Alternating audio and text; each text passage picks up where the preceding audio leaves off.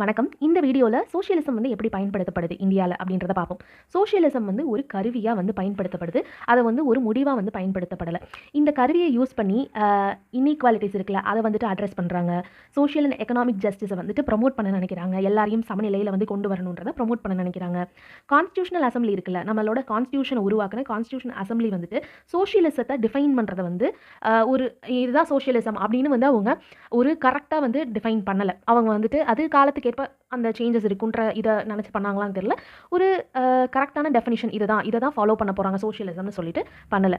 Socialism டைமுக்கும் சர்க்கம்ஸ்டான்சஸ்க்கும் ஏத்த மாதிரி மாறிக்கிட்டே தான் இருக்கும். கான்ஸ்டிடியூஷன் வந்துட்டு பாலிசிஸ அடாப்ட் பண்ற விதம் இருக்குல்ல, அத பீப்பிள் நீட்ஸ்க்கு ஏத்த மாதிரி வந்து பாலிசிஸ் உருவாக்கலாம் அப்படின்ற மைண்ட் செட்ல தான் வந்து இந்த கான்ஸ்டிடியூஷனே உருவாக்கப்பட்டிருக்கு.